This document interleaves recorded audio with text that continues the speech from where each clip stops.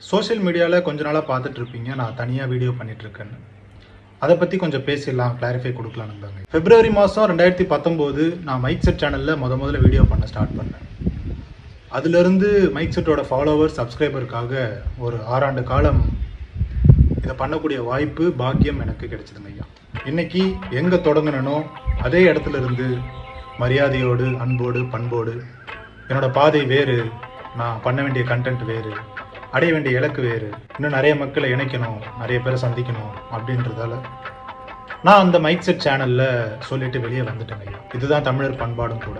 என்னதான் நம்ம பிரிஞ்சு போனாலும் அதே இடத்துல போய் சொல்லிட்டு மரியாதையோடு வெளியே வர்றது தான் தமிழர் பண்பாடு. அதுக்கு இலக்கணமாக தான் நானும் இருக்கேன். அதுக்கு முன்னாடி சில விஷயங்கள் சொல்லணும். என்னோட சோஷியல் மீடியா வாழ்க்கைன்றது ரொம்ப வளைஞ்சி நெளிஞ்சி போகிருக்க ஒரு இடம் ஐயா. நான் காலேஜ் டேஸில் ஸ்டார்ட் பண்ணி இப்போது மைக் செட்டில் ஒரு ஒரு ஒரு 6 வருஷம் அப்படி இப்படி போயிட்டு இன்றைக்கி இங்கே வந்துருக்காங்க ஐயா.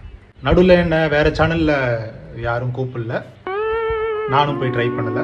கடந்த சில நாட்களாங்க ஐயா நான் கண்டென்ட் பண்ணிக்கிட்டு இருக்கேன், பொலிட்டிக்கல் கண்டென்ட் பண்ணிகிட்ருக்கேன்.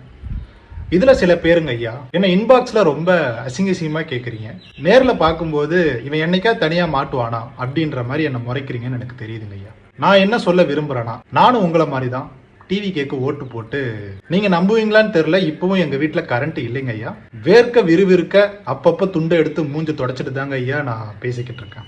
அதனால் நான் என்ன சொல்ல வரேனுங்க ஐயா, நம்ம எல்லாம் ஒன்றா சேர்ந்து இணைஞ்சி பயணிக்கலாம். என்னோட பேஜை ஃபாலோ பண்ணிக்கோங்க ஐயா. முடிஞ்சால் என்னோட யூடியூப் சேனலை நான் பயோவில் கொடுத்துருக்கேங்க ஐயா, அதையும் நீங்கள் சப்ஸ்கிரைப் பண்ணிக்கோங்க. சோஷியல் மீடியாவில் அவுடேட்டடான கண்டென்ட் இல்லாமல் நல்ல கண்டென்ட்டை நம்ம கொடுப்போம்.